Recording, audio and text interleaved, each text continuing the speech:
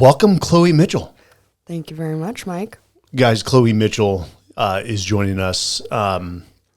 She was the first NCAA athlete. Fun fact, not NCAA. Or NAIA. Exactly. Okay, athlete Yes. to take money legally through the NIL, which is name, image, and likeness. She's also best known as the daughter of Pete Mitchell, the famous Top Gun pilot. Okay, you got that? You got that? Okay. Yeah. How old are you? I am 22. 22. Yes. Young. Did you ever see the first Top Gun? Of course I saw the first Top Gun, Mike. Is that your favorite movie of all time? It is pro-American. Yeah. And Okay. I thought they outdid themselves with Top Gun Maverick. You did? I did. Interesting. Plus, I like the attitude. We actually had Glenn Powell on the podcast. I love Glenn Powell. Who doesn't love Glenn Powell? Wow. I think I told him, I'm like, man, you were really handsome. Is his skin that beautiful in person? It was virtual. Okay. But actually, he's from Austin. Is he really? Yeah, and I know his cousin. Long story, but he was really kind. That he did a good job. He played the Iceman of his Nice. era. But actually, Chloe started Playbooked, Yes, sir. which is it's got a website, but is it app based? Or? Yes. So it is essentially we've developed tech to where it's just a place for fans, brands, and athletes to sign up, regardless of who you are. So like as an athlete, you can go on the Playbooked app, sign up, make a little profile, and on your profile, it will tell you like the posting rates, in-person appearance rates, endorsement rates. You can even, if you're like a fan of a college athlete, you can go on there as a fan and reach out to one of your favorite college athletes and be like, hey, I would love to send you X amount of money for 10 minutes of your time or And you for guys a take a shout cut. out. Yes, we do take a cut. You are a young innovator. Thank you very much. I try. When did you start this company? So the idea came from my genius father because I came to him with a problem. And I was like, Keith, he's a former college athlete for our listeners. He played ball at U of M and he essentially left University of Michigan. University of Michigan, go blue baby. He essentially left University of Michigan with no NFL prospects, no job prospects, zero money in his bank account, and no job experience. So he didn't want me to end up like that. I was on track to being a college athlete. I just committed to my school, and I was like, I want to be able to make money off my name, image, and likeness because I'd kind of stumbled into TikTok fame. And I want to get to that. So First off, from Southern California, born and raised, Yes. 13, went back to Michigan, Yes. where your father is from. Yes. You're in high school, and COVID hits your senior year. Horrible. Sucked. 2020 senior. Sucked. No prom, no graduation. No prom, no spring break, just a big ball of loneliness stuck in my house with my parents. And at that age, it's not fun. Now I'd love it. Then I hated it. So this next part of the story I love. I mean, it goes to you are I have a feeling you cannot stay Still. Yes. I feel like you might be the same way. Yeah, I actually just got a text. Somebody's like, hey, what's your next venture? And I'm like, we're doing this. Yeah, and I love it. 25, but now I got to go raise all the money. So you're bored and you hit TikTok and you create something called am I getting it right? The Shed, which Yes, is sir. that like your version of the man cave? Exactly. It's a she shed that my parents had bought a property in Michigan that had this old barn in the shed next to it. And so essentially I was bored one day and I saw this boring old shed and I just started taking it out, all of the things, all of the old tools and such. And I posted on TikTok about it for my friends, my 32 followers at the time. And So you only had 32 followers at the time. yes, and half of them were men from India. Dude, that's disgusting. That's on par, though. That is on par. Yeah, but then before I knew it, I posted this video for my friends, woke up the next day, I had 30,000 views, which at the time was just unheard of for me. And then I was like, oh, I could have 15 minutes of fame, or I could keep creating content and try to, make a little career out of this, and here we are. I mean, did you make the she shed just like totally bougie? Like comfortable? So at the time, I was a broke high school senior, and I had like literally zero money to my name. So I used old paint in our garage. I recruited the help of my friends, but it was COVID. So like one of them had to be in the shed because we were all scared at the time. One of them had to be in the shed, and then I had to be outside, and so we thrifted and did it on a Will dime. and I are actually a little uncomfortable. We were going to ask you to mask up because we don't know you.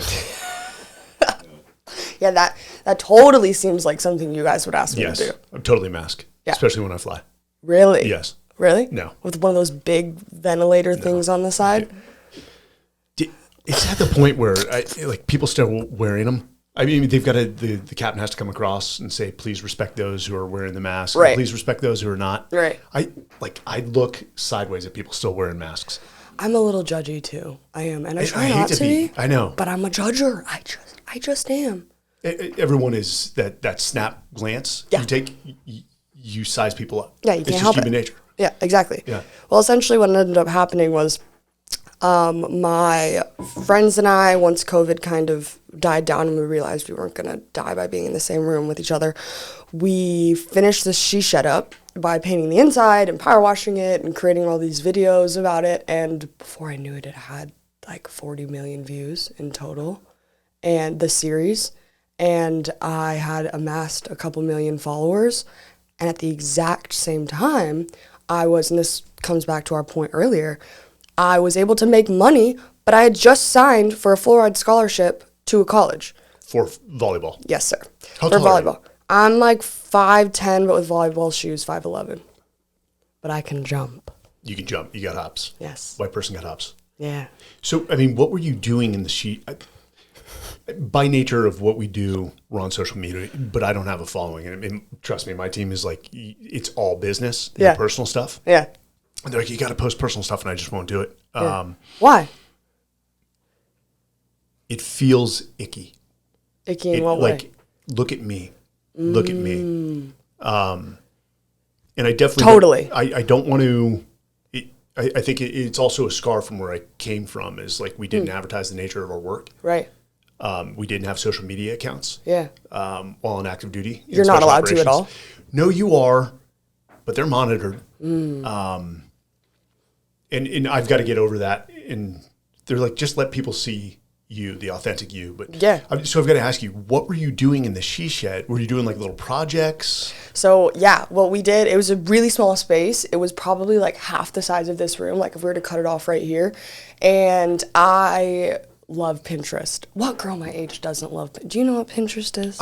My wife always sends me like, hey, this is how I want to do the baby room. I'm Exactly. like, okay. Who doesn't love Pinterest? Like, how much is this going to cost me? Yeah, well, that's the best part about Pinterest and DIY, which is kind of what my brand was centered around at the beginning, was I could do it myself on a dime. So I like got these little palettes. I stole them from the back of this warehouse. Like me and my friends pulled up in my car, and I put these pallets in. I put a bed on these Very pallets. entrepreneurial. Yeah, of you. right, Yes.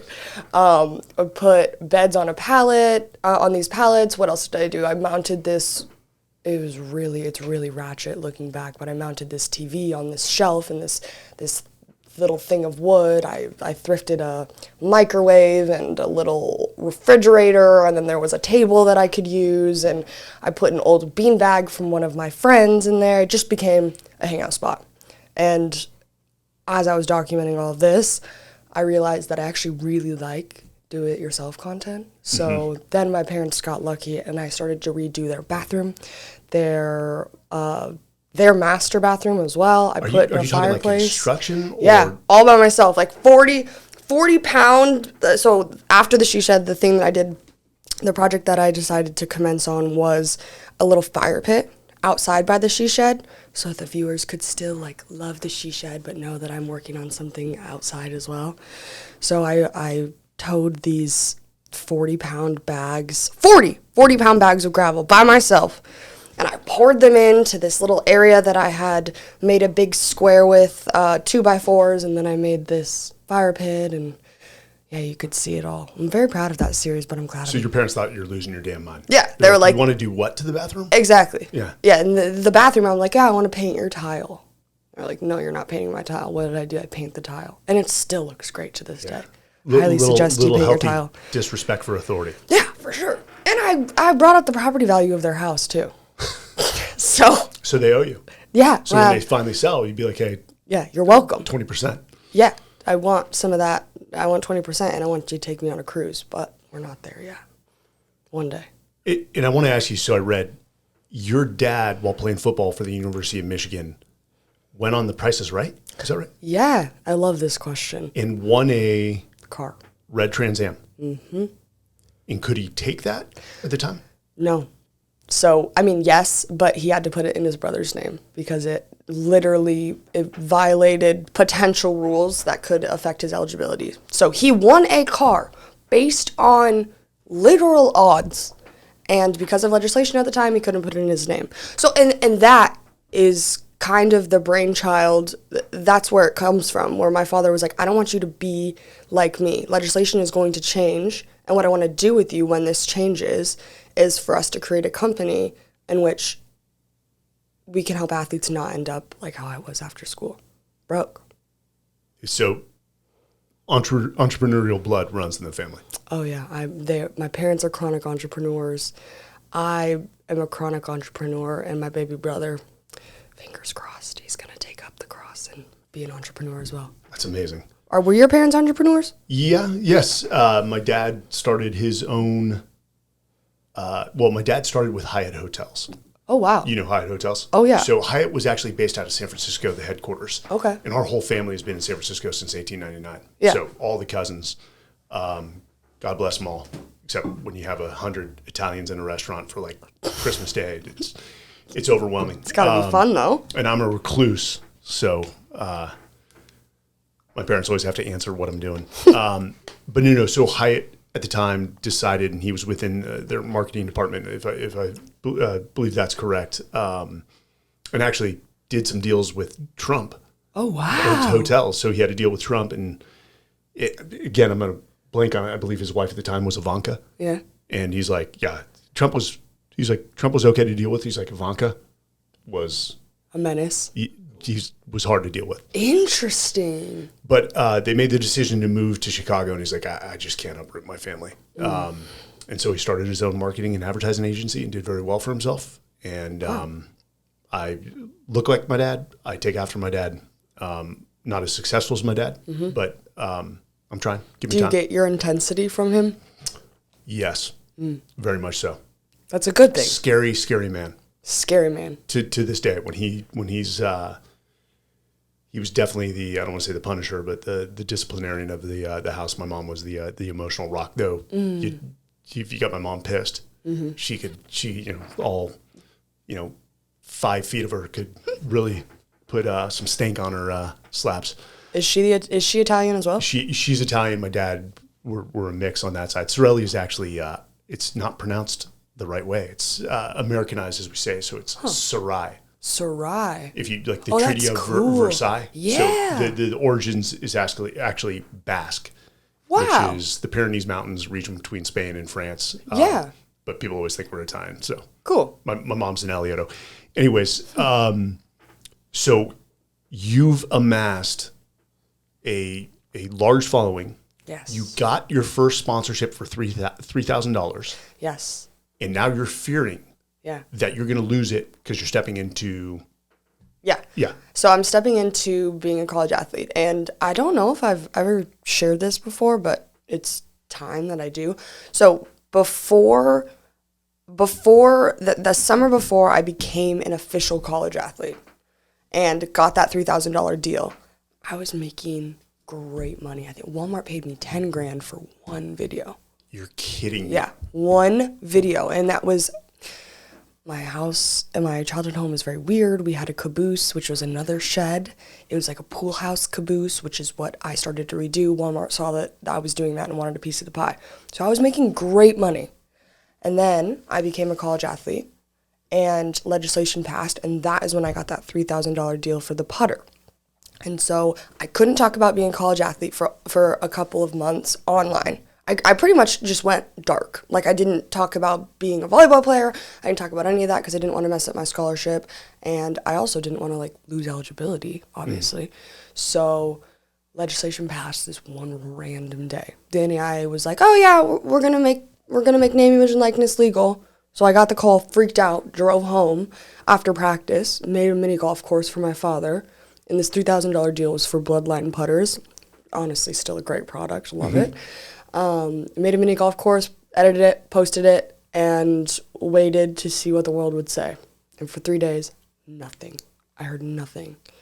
We were like, okay, I guess it's not that big of a deal. I mean, I'm no D1, household name, Caitlin Clark athlete. I'm just Chloe, who had a couple million on TikTok and was... You're Chloe freaking Mitchell. Chloe Don't you ever forget that. Mitchell, yes. But at the time, I wasn't. At the time, I was a meek 18-year-old who didn't understand the full power of social media marketing. Now, looking back, I'm like, oh, that was really cool. I'm a badass. Now, did something happen 3 days after? 3 days later, I just got off a plane with my mom, and every single news article that I ever wanted to be on, we had Fox, we had The Athletic, we had some of the biggest names in news reaching out and talking about how they wanted to interview me about name, image, and likeness. So that's how we got Playbooked on the map, and here we are. When did Playbooked start? Playbooked started back in, I want to say like the idea came a while back, but 2019 was when it was like, okay, like this is a really good idea. We want to do this. And at that time. So you're still playing. Yeah. At that time I was still in high school. So at that time I was like, I know I'm going to play college ball. Like I know I'm going to play college ball. That's what I want to do. My parents were great. They were like, we're not paying for your school, so figure it out yourself. Praise God they said that, because this is where I'm at today. Yeah. Yeah. So yeah, essentially 2019 is where the baby of an idea happened, and 2020 is when we executed. And so you're in college and you're starting this business at the same time. Mm-hmm. Okay. How much time did it take? I mean, did you guys do like 12 months of research, creating the app? That's a great question. Process, the business model. So I had the privilege of being able to focus on the content creation and the spokesperson aspect of it, whereas my father, who's also still working his big boy job at the time full-time, which he's no longer anymore, and he's working at Playbooked full-time, which is awesome, but he was able to handle a majority of the research and the investor side of it. I was privy to all these conversations, but I was 18. I didn't know what was going on.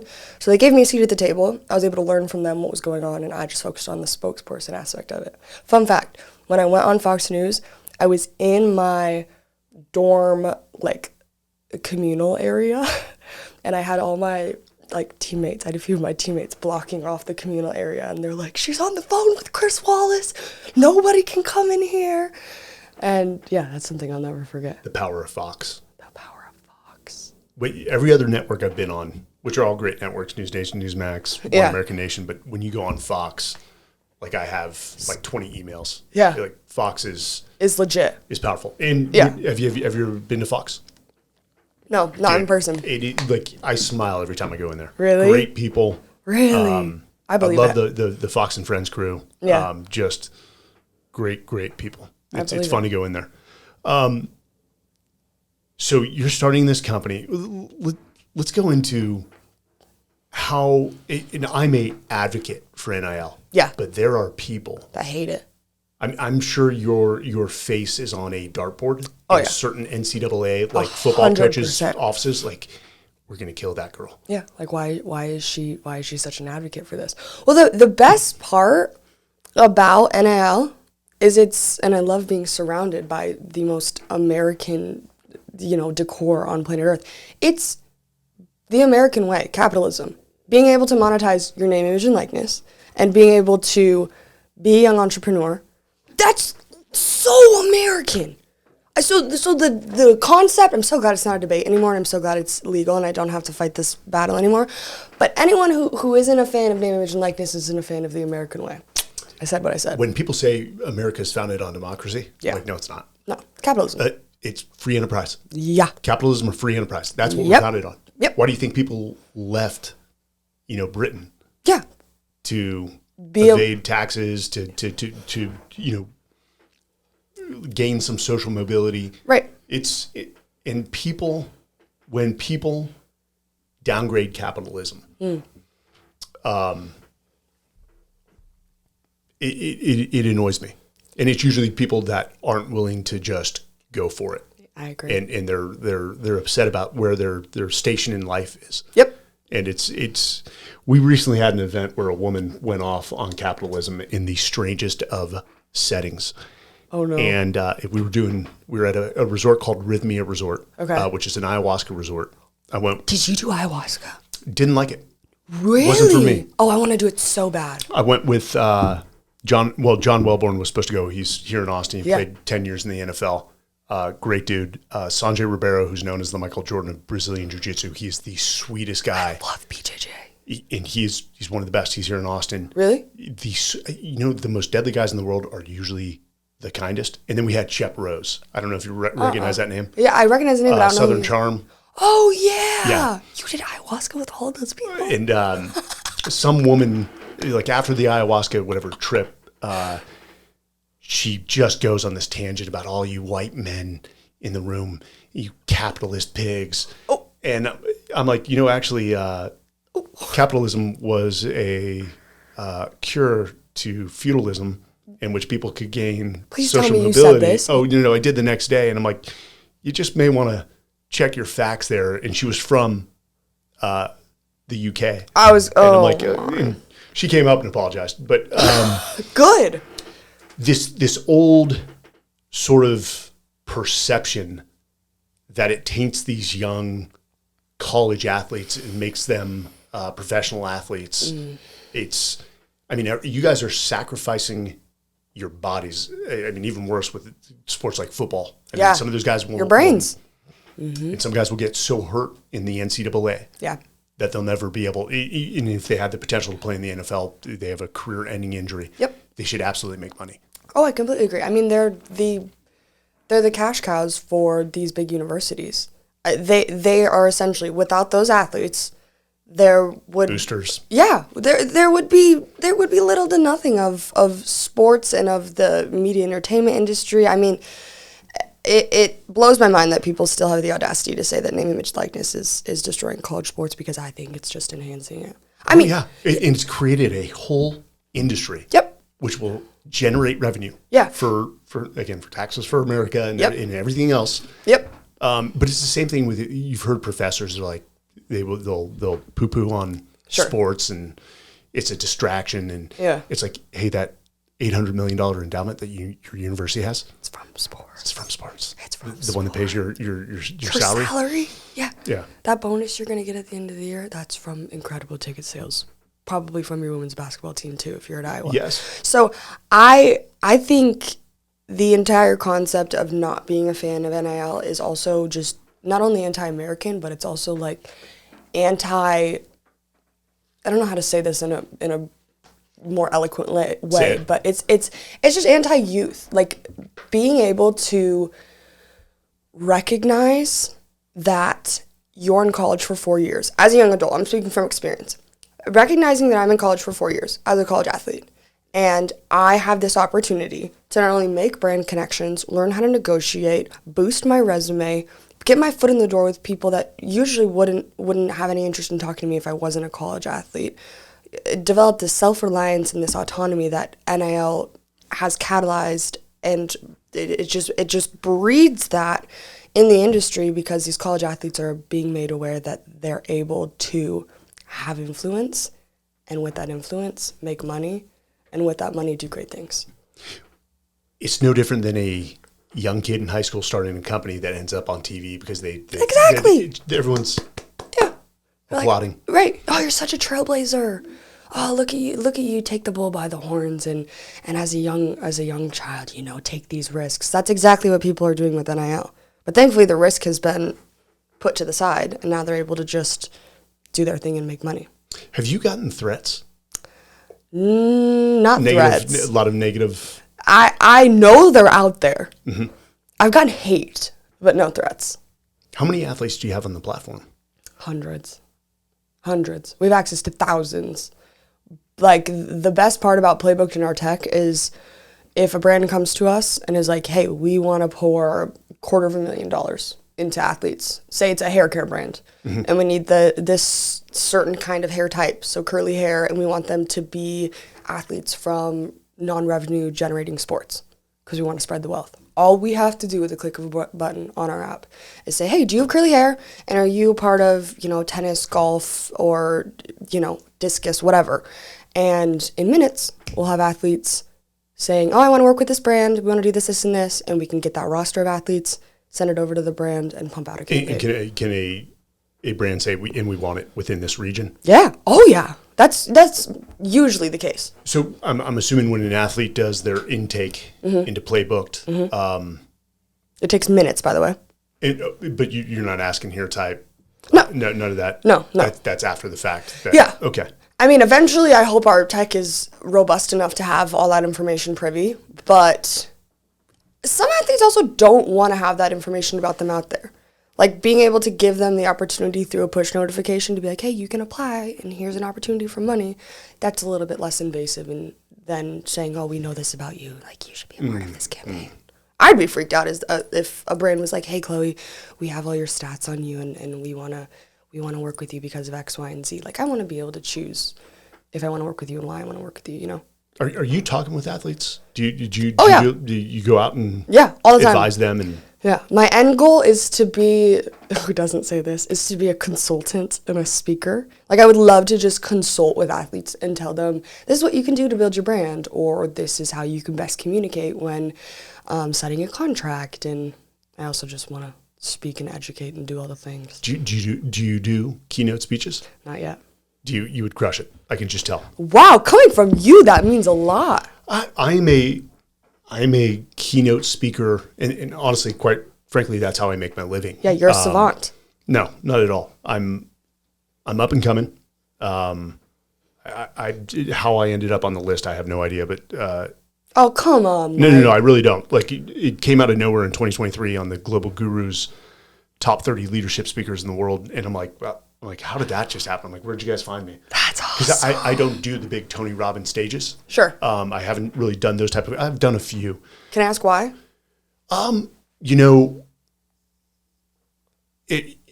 just haven't had those leads. Yeah. And we're about to change that, but I'm coming to the realization that like, hey, this was not my intent. This is like my sweet spot. And I've got to provide for my family. And I do love driving impact through a speech. And there's no greater feeling than people coming up and they're like, hey, that was the best leadership speech I've ever heard. Yeah. Or a great perspective I've never even thought of. Or getting the emails like, hey, you changed my life. But I guess 81% of all leads are driven by your speaker reel. And Will and I were talking about this this morning. And I really don't have any speaker reels. I don't bring videographers to my speeches. It's just like one of those things. I would say maybe it is a little bit of laziness. Yeah. But it's also that, hey, look at me. I think I need to adjust my personal metrics to be low in modesty, high in humility. Yeah. Not high in modesty, high in humility. Because when I do speak, I start every speech with, let me say this up front. If I've seen further, it's because I've stood on the shoulders of giants, men and women that were better than me. Yeah. And my whole speech is about them and the great leaders I served with or the peers I served with and what I saw them do so well. Yeah. And then I'll denigrate myself with failures and make the audience laugh. But dude, you would crush it, especially with your story and what you built. I really appreciate that. Can I say something to you? No. I'm going to. Okay. Someone said this to me really early on, and it was about posting on social media. I'm like, I am so sick of seeing my face. I'm so sick of hearing my voice. I'm so sick of editing. I'm over it. I'm sick of me because that's what my whole brand is. That's what your whole brand is. Someone said, they're like, yeah, to be an influencer, you have to be just a little bit narcissistic. And then someone said, well, you're not narcissistic if you're questioning if you're narcissistic. So 1, you don't have to worry about that. 2, you have your why. You have your purpose. If you shift in your head, because I had a very similar mindset to you, if you shift in your head, I have my why. What is going to be my how? Social media is your how. Social media is your receptacle. Social media is what is going to bring eyeballs to your why, which in turn is going to help more people. So maybe that mind shift. That might help. This is why, and when I talk about leadership, it's a two-way street. You're 22? Yes, sir. I'm 46. I meant 40. No, thank you for that. Yeah. That perspective, I'm gonna think on that. Yeah. And my wife has been saying it, and she's only 33. Yeah. I totally robbed the cradle on that one. Yeah. You're having a little girl too. Which is what we wanted. Is it? Yes. Oh my gosh, that's so exciting. Do you have names? We do. Well, let me start here. So we did the reveal cake. Oh, cute. On Tuesday. And so I had to go pick it up, and I take it out of the box, and it's from this great cake place, Haley's Cakes in Austin. My wife's like, "Did you get it? Did you get it?" I'm like, "Just wait until you get home from work. Right? Let's chill. Let's go for a walk with the dogs first." Yeah. But something about the light. She's looking through the icing, and she's like, "It's blue. God, it's blue." I'm like, "Hold on." Yeah. And she's like analyzing the frosting. Yes, and I'm like, and I looked at it. I didn't see what she saw, and I'm like, "Oh yeah, it looks blue." No. And so then she's like, "Hey, let me go get ready a little bit," because she wants to record it. Cute. And we do the champagne glasses, and we're like, "Don't you're looking, don't look." And put it in, do the twist, and it's pink.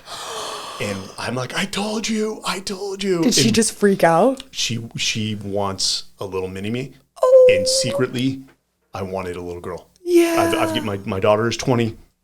She will always, be my little girl as well. Be your baby. Mm-hmm. As well as my son who's 16. But this one is going to be interesting, and we're excited. So Scarlett Antoinette Sorelli. Oh, that name is Antoinette. I love that. That's my mom's name. Scarlett Antoinette. Oh, she's going to be a powerhouse Scar. with a name like that. We're Scar. going to call her Scar. That's so, I have chills. Thank you. Yeah, I do. I'm so happy for you, Mike. Thank you. I appreciate that. Is it freaking you out that you're bringing a tiny human into this world, though? I would rather go to combat. Wow. Oh, hands down. Well, I was also surrounded by 40 guys that protected me, or pushed me to the back, and they were like, "Hey, we got this." Yeah. I was always that way because it's not my specialty. I mean, but I don't mind changing diapers. I've got no issue with that. Just given the nature of what we've done, but it's just I'm always protective, and that little human being, it's just like fully dependent on you. Dude, I tell you, it's so exciting though. I know. Part of me is jealous, and I've never felt that.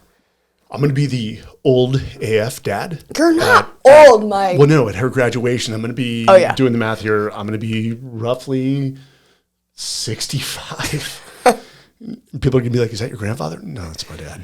That's my father. But hopefully I'm like... You'll be cool. Hopefully I still am in shape. Yeah. And, like the fit old guy? My wife is getting me into she's like, "You got to take care of your skin." So she's got me on toner now. And I love her. I need to meet her. Well, she's like, God, because she met me when I was 39. She actually put on my 40th birthday. Oh, that's awesome. And now she's like, "Man, you were in shape back then." And now I got broke Mike. And I'm like, "Yeah, I'm sorry." One hip replacement down. Really? You had your hip replaced? Yes. What was that recovery like? It was awful. It was more or less on a couch. So I did a Birmingham hip resurfacing. What does that even mean? Which they cut off half the femur head. Oh, gosh. And put this metal cap on. Oh, gosh. But what makes it different, and it is a form of a hip replacement. It's called a young man's hip replacement. Okay. Because some pro athletes sometimes go back into sports. But with a hip replacement, they go, and again, I'm interior or from the front, and they basically just move the muscles to the side and do your hip replacement, a full hip replacement. Oh. With this, they actually have to go through the glute. No. So they cut the glute muscle. And so it's a little more, I believe the word is evasive or invasive. Yeah. And so the recovery is longer, but you get more mobility out of your hip. And the Birmingham hip resurfacing lasts, I think data is 20, 25 years. And so I'm skydiving again. And if that wears out, then you go to a full total hip replacement. Wow. Hips are such a touchy subject for the Mitchell family. My brother, he was literally the best athlete that I've ever met. The best athlete. I'm talking about him like he's dead. He's still alive. He's alive and well. But he was the best athlete I'd ever met, and he got the opportunity to go play at Gonzaga basketball. No way. Yes. Oh, yes. So last he year. was he's nationally ranked. And on top of that, he had a sister who co-founded a company for name, image, and likeness. I'm like, this boy's about to be on TV. I'm about to be making him so much money. Off of you. Yeah, yes. right. That's all I want for him. Yeah, I mean, I want to make a bag, but I also want him to be, financially free. Like that's huge. And financially literate, which he still is not. We're working on that. Anyways, he tore his labrum in his hip, and he rehabbed it his whole freshman year. And they had to go in, similar to you, not a replacement, but they had to shave down the femur head. Arthroscopy, yeah, I believe is what it's called. I can't say that word either. Exactly. And they had to shave down the head, and he rehabbed, and he got his head right again, and then guess what happened? Tore his other labrum at Gonzaga. And he rehabbed that, got surgery on it, and by the end of his freshman year, he had 2 labrum surgeries. Yeah, so he's no longer playing basketball, but because his body won't let him. Yeah. But I'm glad to hear that your hip is good. That was just a side story I figured I'd share. So I did that. I did the arthroscopy in 2012. That rehab is hard. And it's about 6 months of rehab. Oh. So my unit is going to Afghanistan. Okay. And I'm supposed to be the operations officer for the entire task force, which sucks because you're sitting behind a desk. You're supporting the boys. It is important. Got it. And making sure they have all the combat support on their missions. But it's also like you've got like it's almost like going to the movies with like just all these screens on the wall. So stressful. Yeah, you get accustomed to it. Okay.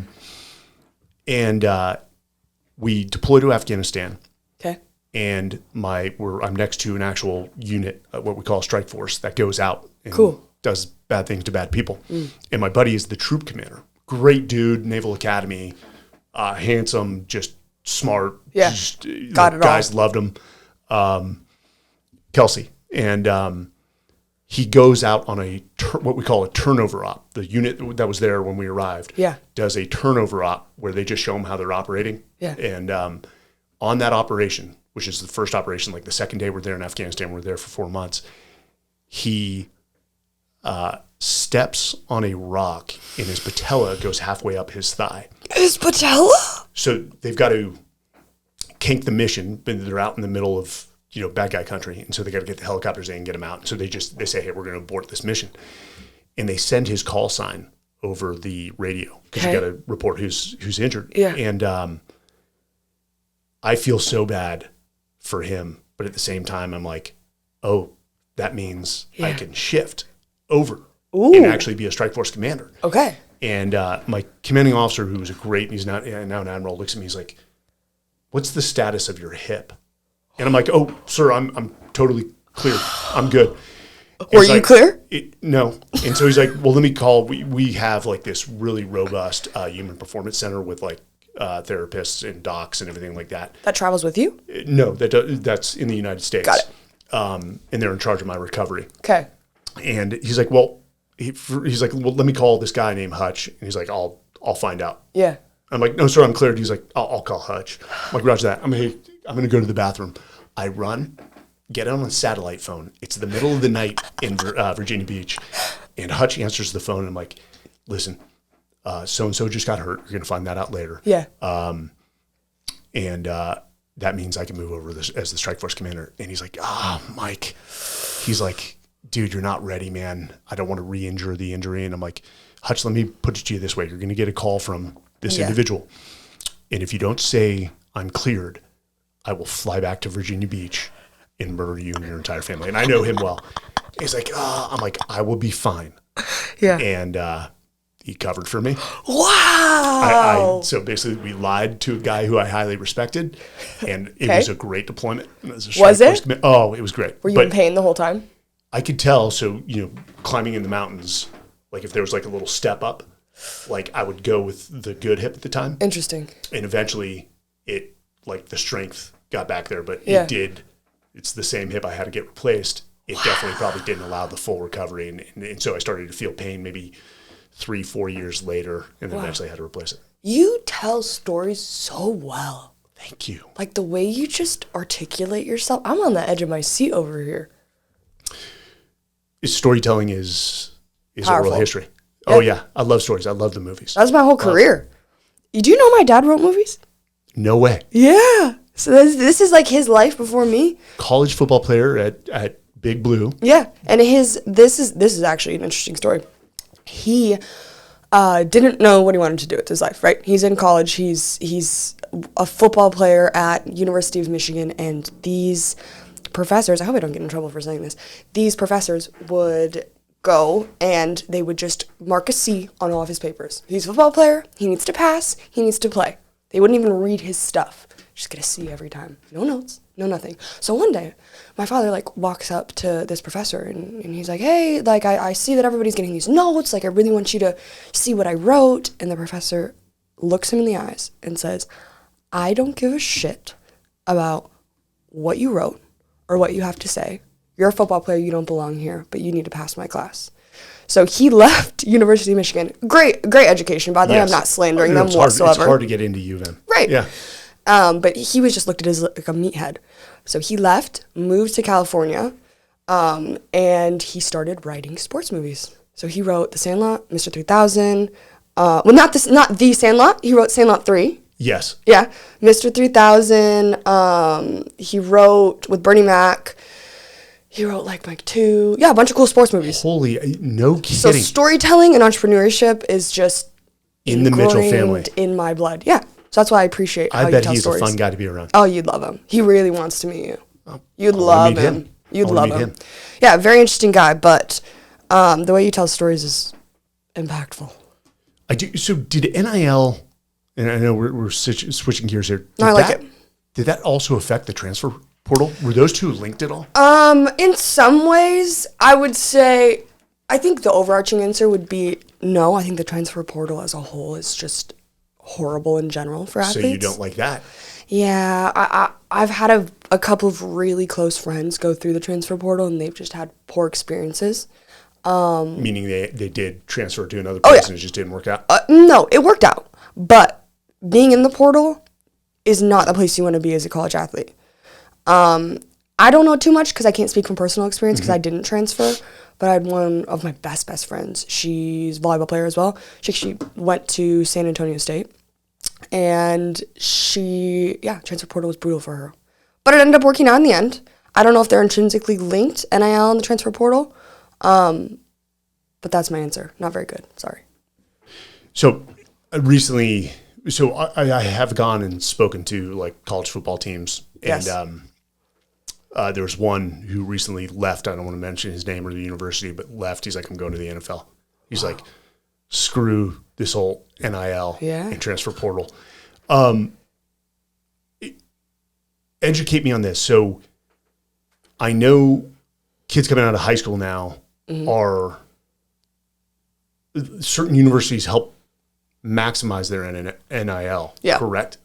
It depends on how that question is hard because yes, you can. Legislation is starting to change effectively so that all high schoolers can start creating their brand and making NIL dollars. But yeah, I don't necessarily know how to answer that question fully. Because I've heard, let me tell you, I'll give you some context. What I've heard is this guy was considering the University of Texas, but Alabama's like, hey, we can make sure you get $4 million. Oh yeah. NIL. Yeah. I actually read an article about that. Technically you cannot promise from what I've read thus far, and it's always changing. You cannot promise, there's a difference between endorsements and pay for play. So you can say, hey, we have a great NIL program. We are really good at content creation. We can help build your brand, and we can get you money. But we can't say, oh, I'll give you $300,000. We can guarantee you. Yeah, no, that's pay for play. You can't do that. So are these programs like Alabama? Is all the boosters from Alabama that own companies like that? Well, boosters to specify to really hone in on that. Do you know what collectives are? No. Yay! I love explaining collectives. So collectives are essentially really rich individuals, alumni, boosters that are able to pour money into the lives of college athletes. They're boosters, but just with a different name, collectives. Okay. So for example, Playbooked, we white label our technology, and we work with a collective called Stadium in Maine at University of Michigan. So our entire Playbooked app is decked out in maize and blue, and all of the athletes at University of Michigan that want to participate in NIL are on that platform. So this collective can go in and be like, oh, I like these athletes. We want to give them X amount of money to work with this brand. So specific to University of Michigan athletes. Yes. And they have one, they have them everywhere. You guys white labeled that. Yes. Genius. Thank you. That wasn't me. I can't take credit for that, but yeah, genius. That was K-Mitch, your founder. my father. Yeah. I take credit for my amazing team all the time. Yeah, no. I come up with all the ideas, execute them. I'm like, yeah, that was me. Yeah, they're genius. I'm just here to talk CEO. about them. Yeah. Right. No, I'm kidding. That is, interesting enough. We actually, Will, were you with me when we went out to the Cleveland Cavaliers? So, the basketball team, professional, basically had brought on a guy from Nike, and you know which Nike is, but Nike is like famous for their alumni going on to do an amazing thing. One of the best marketing. Totally. They wrote the playbook. Yeah. And they had brought him from Nike, and he was from Cleveland back to assist the pro athletes with their endorsements. Interesting. Because he's like, NIL is now robbing money from professional athletes. Interesting. And I just sort of smiled, and I'm like, as it should. And I want you to explain something to me. Could you throw up Playbooked? Because you had this graphic. Yeah. And I'm not. Oh, totally I think I know the one you're gonna pull up. It's the the megaphone looking thing. Yeah. Oh, I'd love to explain that. Yeah, and I think you'll, for everyone over the age of 40, you'll probably educate us on this, because people think, oh, this person has 3 million followers, they must be the person a brand wants to go with. That's not always the case. Exactly. It's 3 million followers, but like 5% engagement. Exactly. So this graphic that he's about to pull up is really interesting because it explains the power of micro influencers. So I'm a macro influencer. I got 1 million followers. I got a lot of reach. But you started as a micro. But I started as a micro. And where is it? It should be go to brands or about us. I think there's a few different ways you can get there. They just revamped our website too. But essentially, when you're a macro, so there are brands that came to us. No, it's not in brands. Go to About Us. Yeah, go to About Us. Go and down. Then scroll down, yeah. A little bit more. And you've got an all-star team. Yeah, our team's great. Our board is even better. Where is that graphic? Maybe go to athletes. Our team literally just revamped this entire website, and I'm really loving seeing it on this big TV. Well, he's pulling that up. Anyways, so we had a brand come to us, and they were like, hey, we've worked with, I'm not going to say who, but we worked with Kim Kardashian, and we paid her so much money to promote this product. What did she do? She didn't even move the freaking needle. She didn't sell anything. She didn't have the numbers this brand thought that they would have. So what ended up happening is we really delved into researching how micro influencers paired with macro influencers can make a campaign unforgettable and incredible. Meaning, I would post a video with my reach for H&R Block, right? Or let's say ZipRecruiter. We actually did this with ZipRecruiter. And with my reach, I was able to get a bunch of eyeballs from a bunch of different people on this ZipRecruiter campaign. But the micro athletes that posted as well were able to get that engagement up. Because when you have 3,000 followers, your 3,000 followers, where is Just click brands. Keep going. Yeah, when you have a really... It's right there. Keep going. Ha-ha! Right there we go. Okay, so look at this funnel. There are nano, micro, mid, macro, and mega macro. As you go up this funnel, you will see that the reach is getting bigger and better. Like if you look at my analytics, I have an audience in the UK, I have an audience in Australia, I have an audience, most of it's in the States. But these nano influencers, they don't have that. But what they do have is really high engagement. What's the difference between a mega and macro or a nano in terms of like average like engagement? Yeah, so a nano influencer, as you can see on this graphic, it's like 0 to 10,000 followers. Mega macro, 1 million. Everything in between, so micro, 10K to 100K, mid, 100K to 500K, macro, 500K to 1 million. So my best friend Ernesto, let's talk about him. He is a micro-influencer. He's a nano-influencer. He has a couple thousand followers, but his engagement blows mine out of the water because those 4,000 people he's met face to face, and he's able to just have better engagement than I do. As a big, massive creator, you naturally are going to have better engagement when you have a lower following. So why influencer audience reach is this entire graphic versus engagement rate is so important is because what Playbooked does is we take my macro audience or another athlete's macro audience and we pair that with 20 to 200 nano to micro influencers. And not only so do you do have, like a marketing mix. Exactly. Almost. Okay. Exactly. So not only do you have the reach part, but you have the engagement piece, and that makes brands happy and that makes athletes happy. Interesting. Yeah. I learned right there. Did you know that? No. My explanation wasn't as eloquent as I'd like No, it was. But it makes total sense. That is, my mother actually made that graphic. She's a big part of the team as well. And that could not explain our marketing approach better. Is there some sort of analytical system that when a brand says we want this, you go and find the athletes with okay. And it depends on the budget. Yeah. Maximize both reach and engagement. Yeah. Does engagement lead to more sales for a brand? It depends on great question. It depends on what their goal is. So if it's activations, if they just want eyeballs, then it leads to more sales because you have more eyeballs. If they want link clicks, then it can lead to more sales. It depends on the mission. Okay. Speaking your language. It depends on the mission of the campaign.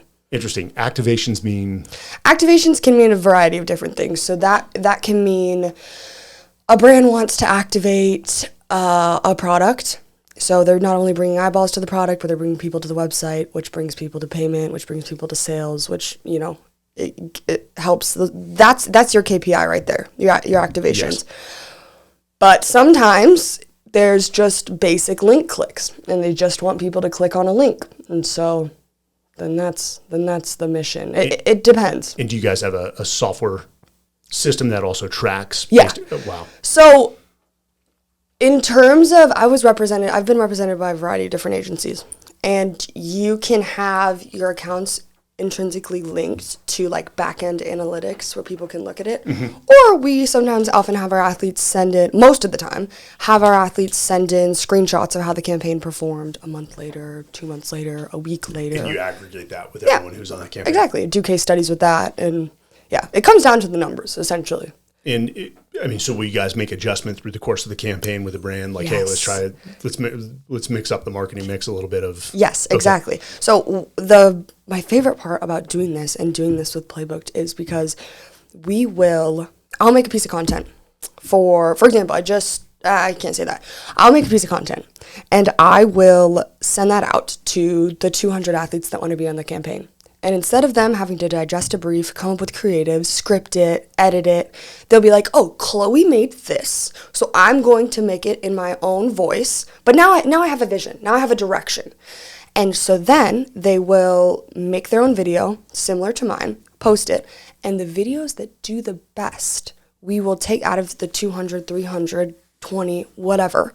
The videos that perform the best, we will then take those based off what the audience told us, they like it, and we can blast those out. We can put AdSense dollars behind it, we can use A360, we can then take the content that already did well and repurpose it over and over and over and over again. And Playbooked has a team that does that. Yes. On all channels, YouTube, socials. We partnered with A360, Accelerate 360, yes. And they are amazing, and they handle that side of things. We know what's going on, but they're the savants at that. We can only do so much. Hence how you know Trey. Exactly. Trey Holder, the legend, which is who connected to our listeners, me, to the legend across the table from me right here. So, no, I worked with A360 back in the day. 1111. You don't understand how big of a deal that is. There you go. What's the significance? She's got a tattoo of 1111 on. No, my whole family does. My father, my mom, my brother, and I all got 1111 tattooed, and I'm a woman of faith. So it's just kind of like a sign that God is saying you're where you need to be. I guess we didn't give you the rules to the podcast. We don't talk religion. I'm kidding. I was like, okay, we're doing this. Trust me, I come from a devout Roman Catholic family. Yeah. Yeah. Are you still religious? Very. Do I go to church? No, because Neither. I've yet to find a Catholic priest that can keep me awake. Got it. So I love the honesty. I'm a man of faith. I'm a man of faith. Trust me, you especially pray when you're at a time of war. Yeah. Do you find that most of your comrades were religious or spiritual in some sense? I'm going to butcher this. There's no atheists in a foxhole. And even in boot camp, you saw people, especially Marine Corps boot camp. Yeah. If you're an atheist, they still make you go to a service. Sure. But when you go to like the Catholic mass, you try to sneak in some sleep. Yeah. But you saw a lot of people become religious, and interesting. it's for some people, faith is only there when you need it during hard times. It's like, hey, God, help me out of this, but I don't talk to you any other time. Any other time? No, I always. Funny enough, I always prayed before every mission, and I don't wear them anymore. But I had good story. I wore. Yay. Do you know what a finger rosary is? Of course. Okay, and you put them on your finger and you say your Hail Marys or Our Fathers. Well, I wore 2 at the time for each of my kids. So if I died, it was like, letter, hey, each one got a finger rosary that I wore on combat missions. But where that came from was my dad's best friend and his best man. They grew up together in San Francisco. He was also a college football player. Nice. Went to Vietnam as a Marine officer. And my grandfather, my dad's dad, sent him a finger rosary. And he was infantry, Marine Corps, and he ended up out with his platoon one night, and they got reports that a NVA company was heading their direction. They had no good... What does NVA stand for? North Vietnamese Army Regulars. Oh, dude, that's bad. And so a platoon is roughly 40 guys. A company can be anywhere from like 150 to 300. No, I'm sorry. Right around 100 to 150. So they're outgunned. There's no good terrain, but they're in this tall grass field. Right. And so he makes really the only call he could make was he said, everyone just get down. Just get down in the ground.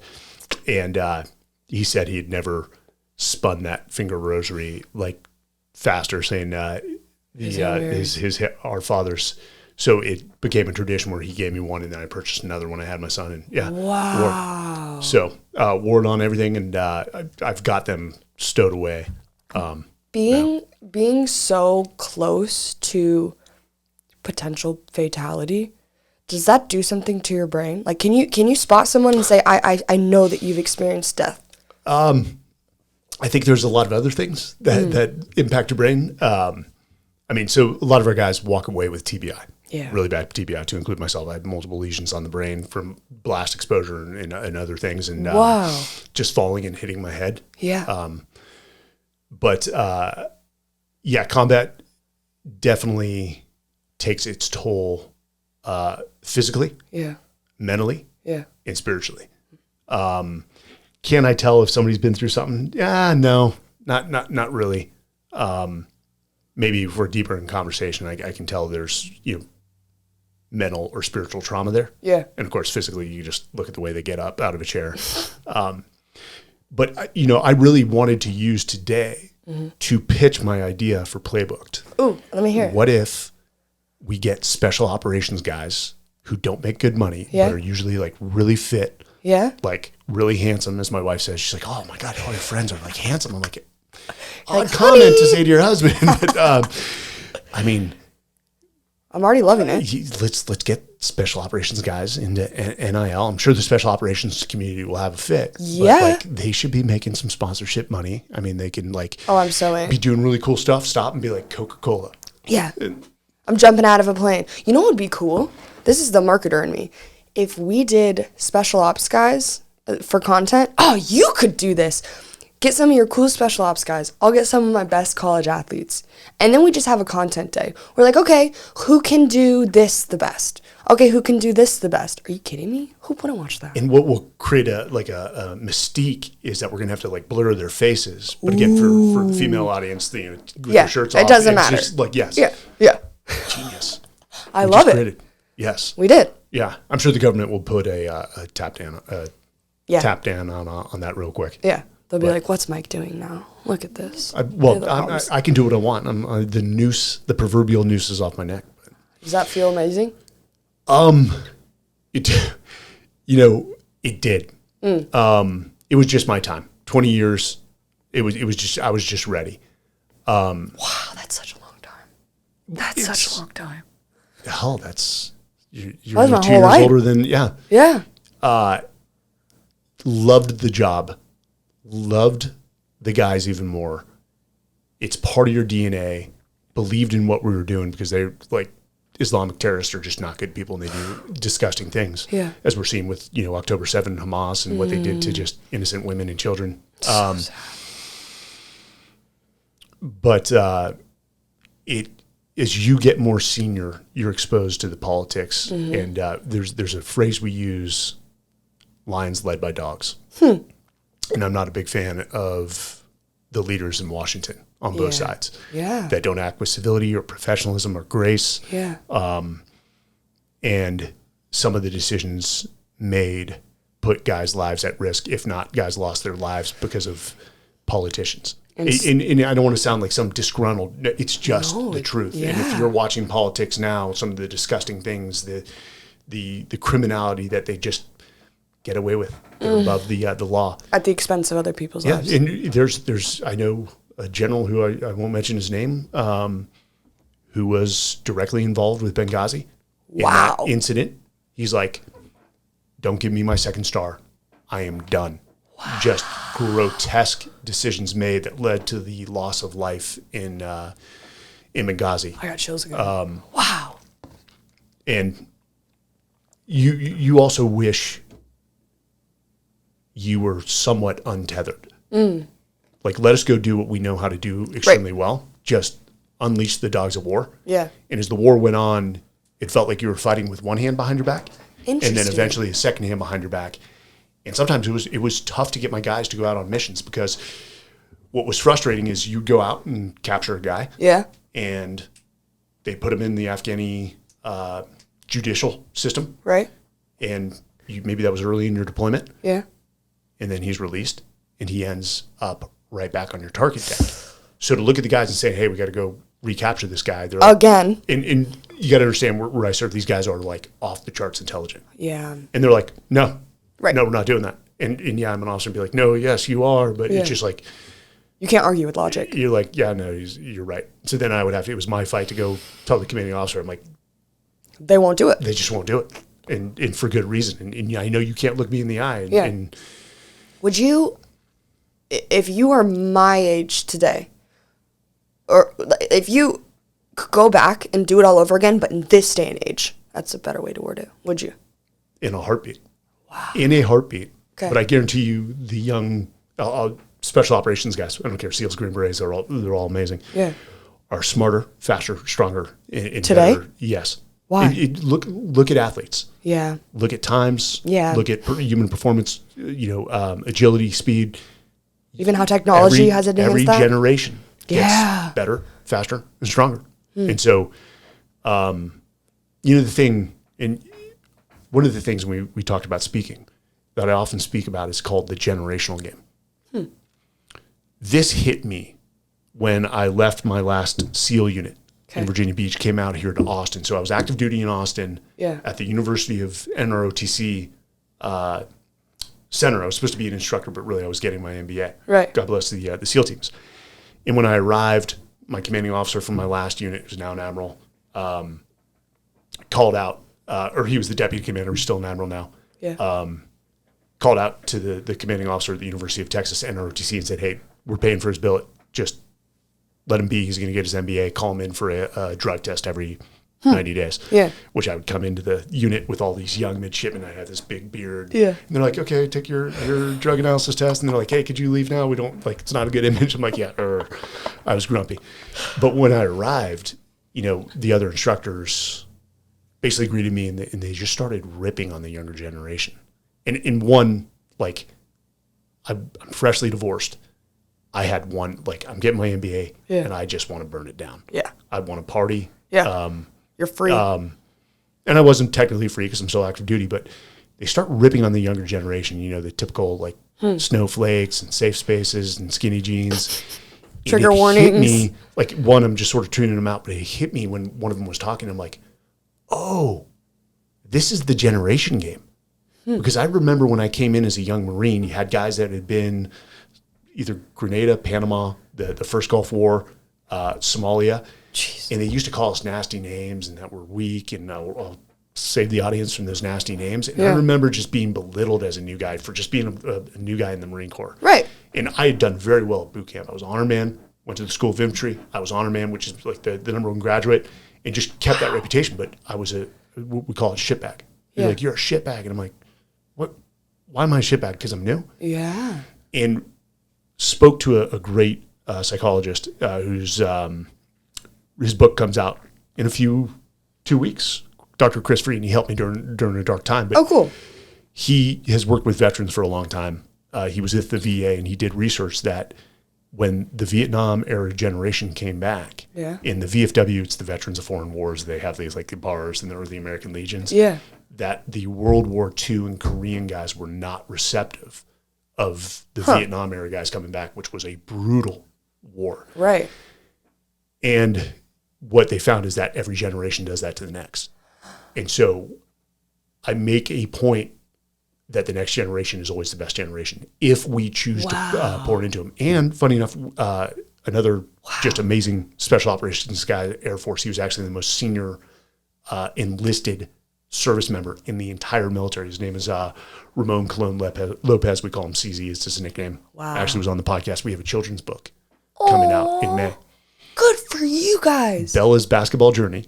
Stop Turning setback into success. Yeah. Life lessons on resilience, perseverance, and optimism. And our plan is to, roll out a book every 6 to 8 months. Yeah. With 3 new attributes, but we're calling it the One Step at a Time series. Oh my gosh, that's so cool. A children's leadership development guide to aid parents in having conversations about leadership and attributes and characteristics that lead to success. And arm those kids to confront failure, learn, and become. And this is what I say. If you ask a parent, you're not a parent yet, but you'll understand this.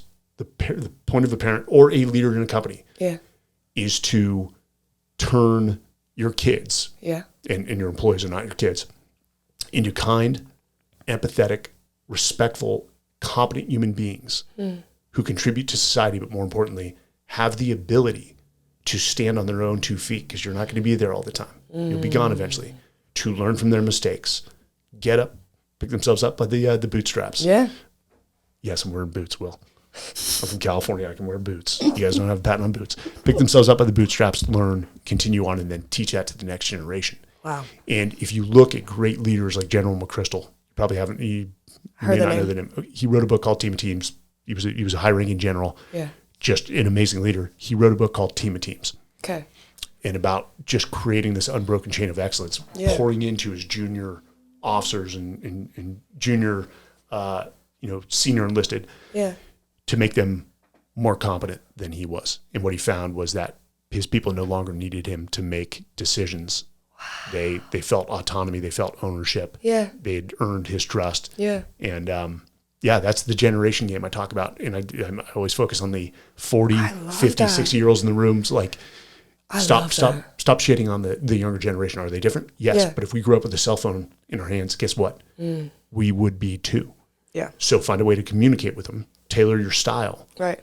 And pour into them. Yeah. Teach them the right way to do things. Show them. Accelerate them. And I love that. Yeah.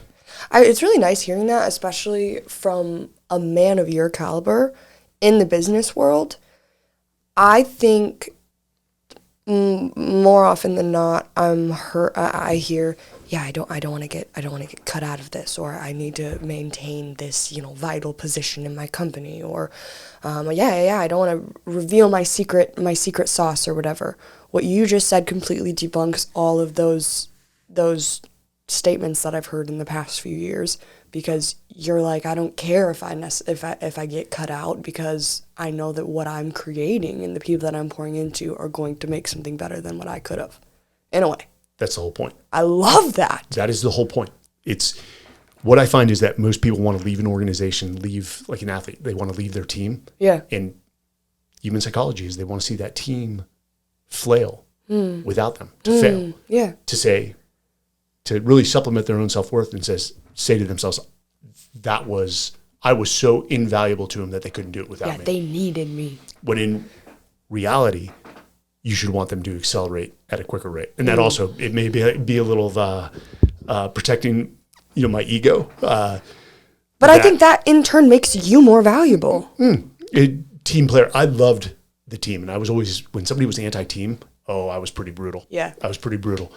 But I think I also projected myself that, that's the point. That's why I say the SEALs today are they're at a different level. Yeah. Do they have the repetitions at war? No. Yeah. But that's just timing. And when their time comes, they will absolutely crush it. Yeah. I have no doubt. I have a random question. Go for it. Just because I'm so curious. Do you think we're going to go to war in the next 5 years?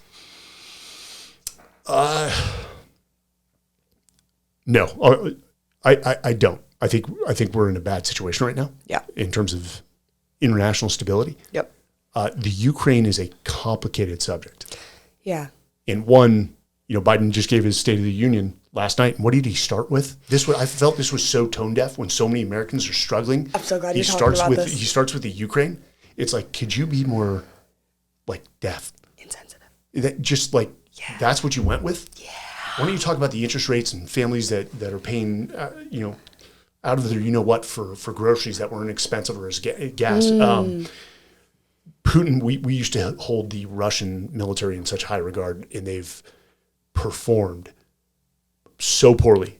Awful. Logistically, their equipment is outdated. So we were actually shocked how poorly the Russian army is doing. The Russian army against Ukraine will win by sheer numbers alone. Yeah. So there needs to be diplomacy that comes and just ends this. And if that the Donbass region ends up with Russia, which they do have a large Russian sort of population within it, sure, that's got to be acceptable. And it won't be acceptable to Ukrainians, but let's just end this thing. Yeah. What they're painting the picture is of, they're saying or making analogies of Putin to Hitler. The Russian military doesn't have the ability to continue pushing west. Wow. They just don't. Yeah. And it's a stretch. With Israel and Hamas, I am shocked. Jordan and I went to brunch. This had to be around October 20th to 20th or 30th. Okay. And we go to brunch downtown. Congress is the main avenue that runs into the state building. Right. And we're brunchers. We do it every Sunday usually. I'm a bruncher too. Love it. And we walk into this pretty well-known brunch place, and there's all these UT college students with the Hamas head wraps. You're talking white kids. And in Texas, we can carry pistols. I'm a As you should. Constitutional carry. Yeah. And she sees me just sort of tilt the head, and I'm like, what is going on? I guess there was going to be a pro-Palestinian demonstration later. I see. And she's like, just let it go. And I'm like, I am. I'm shocked by the amount of anti-Semitism in this country. And I'm shocked at the lack of logic and perspective by a lot of Americans that just jumped on this Palestinian bandwagon.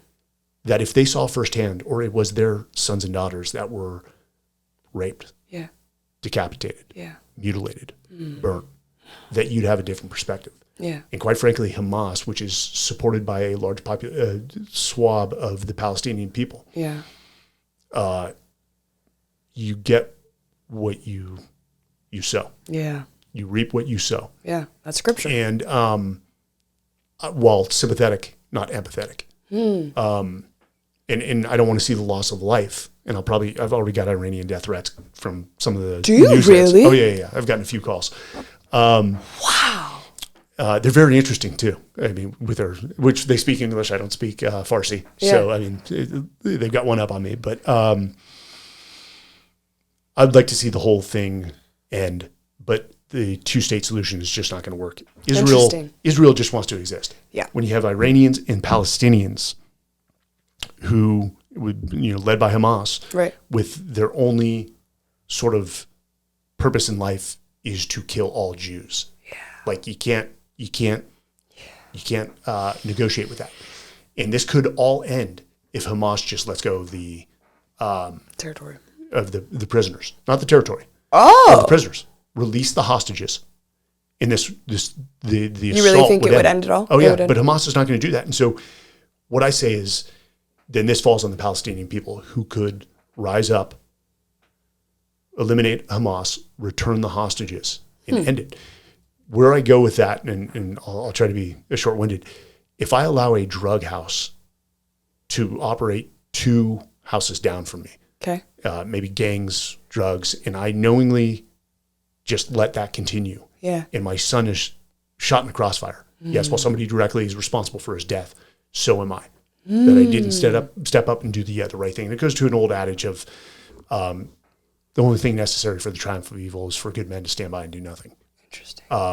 So there has to be some culpability, some accountability by the people of a nation that let tyrants just run ragged. But most human beings are not designed that way, 99% of them. I so happen to fall into a group of 1% that will stand up and rather die with a purpose than live on their knees. And that's your superpower. Again, my superpower was the guys and the women around me. But no, we're in a bad place in China, quite frankly. What they're engaging is, and this is Eastern warfare philosophy, is to win a war without firing a shot. And so the fentanyl, the southern border, they're going to defeat us from within and then take Taiwan without a shot fight. Well, the Taiwanese will fight back, but they won't last against the Chinese military. Interesting. So there's a lot of naivety. The media doesn't help. They don't educate people. Thank you for answering that question. And then Americans lack a lot of perspective, especially if they've not traveled the world. The greatest education is traveling the world. Did you ever do a semester abroad? I just came back from traveling. So this is amazing. This is why I love my job. This is like outside of Playbooked. I got a brand deal with EF Ultimate Break, and they sent me and my best friend to Italy, Switzerland, Liechtenstein, Germany, and then I spent some time for about a month in all over England. Dude, that is an epic trip. Oh my gosh. What was the favorite place? I'm obsessed with Italy. I will move to Italy. I will retire my parents, and we will buy a a villa. You were in Tuscany? Yeah, I wasn't in Tuscany. I've never been to Tuscany. I only went to Amalfi Venice. Coast? I didn't even. All I did was Venice. I know. So all my family is getting their passports approved or our citizenship through Italy, just based off our lineage. That's awesome. So my brother, sister, and mother are well ahead. I've got to start the process, which you got to get a lawyer. But good for you guys. We'll close this out. But I want to ask you, the trajectory for Playbooked is, I mean, do you still consider the market as like untapped? Oh yeah, it's no longer the Wild Wild West. The value has been proven, and people are seeing it. It's undeniable. Brands are seeing it. It's undeniable. Athletes are seeing it. It's undeniable. In terms of the trajectory for Playbooked, I hope and pray that our tech is on every athlete's phone, not because of the piece of the pie that I get. Like outside of the money, outside of the monetization, I think NIL is a great way to figure out your why, what we talked about, and use social media as your how, and make actualized change. Financial freedom is great. Money is great. But to find your voice and to make change and to help people, that's what life is all about. Impact. The greatest currency in life. Yes, and NIL is a launch pad for that. Are you guys growing at a rapid rate? We are. Life is good. We are definitely... we're getting out of the startup phase, which has been a blessing. But I hope that I can phase out of the education and start a nonprofit for mental health with college athletes. That's a whole other conversation. But that's where I see me going. Playbooked is going to keep being Playbooked, but hopefully we can start something called Praybooked. Yeah. And then for their mental health. Yeah, for mental health. God bless you. Yeah. And not only, it doesn't have to be religion focused, but it's just, I struggled with that a lot. Yeah. And that's what I want to do, is just help athletes. That is amazing. Thank you. Wait, are you guys headquartered out of Michigan, or is most of the team remote? Well, we're all over the place, but most of us are in Michigan. I don't think I'm going to be in Michigan for much longer. I'm going to travel. Where? I don't know yet. I love Austin. This is awesome. I like the weather. I like the people. Maybe Nashville. Yeah, maybe Nashville. I don't know. Maybe Europe. Who knows? The sky is the limits for you. I appreciate it. I'm going to be watching this journey. What you've done by the age of 22, I couldn't replicate that. When I was 22, I was a jackass. Hey, I'm still kind of a jackass, but thank you. I appreciate that. Well, you are funneling your jackassery with such proficiency and laser focus. It's impressive. You need to get out there more. I do. You need to start speaking. College athletes need to hear this. They need to stand up for themselves, even though they may hear different rhetoric about NIL. Totally. People can find, especially athletes or brands, as well as fans, playbooked.com. Yes. And then where can people find you? You can find me at Chloe, CHLOE Mitchell, everywhere. And you can find Playbooked at Playbooked app. But if you find me, you find Playbooked. We're linked for life. I'm going to get my nephew signed up. I mean, you can give him my number. I'd love to just tell him how to get in the game. It's my favorite thing to do. Okay. Yeah, there's so much money to go around. He should be making some. Well, Chloe, thank you for joining us. Yeah. Go burn it down at South by Southwest. Heck yeah, baby. I think I'll see you tonight. Are you going to that dinner? Oh, yeah. Okay. Yeah. So I will see you later, and thank you for joining us. Thank you so much for having me. Guys, thank you for another episode of the Men's Journal Everyday Warrior podcast. And I haven't done this, and I need to start doing it. To your point, go pick up the Everyday Warrior, a no hack practical approach to life. I don't advertise my books, but the reviews, I think, speak for themselves. People have read it twice. They think it's inspirational. It's giving them tips to succeed. That's the talent where we don't have any copies of the Everyday Warrior in here, but it's not preachy. Again, I'm talking about the amazing high performers I served with and what I watch them do on a daily basis. I would love your thoughts. Pick up the book. Always go to Amazon. That's what I say. The Everyday Warrior, a no hack practical approach to life. Really proud of that one. And I think you may get one or two nuggets that you can implement in your life. All right, guys. Till next time.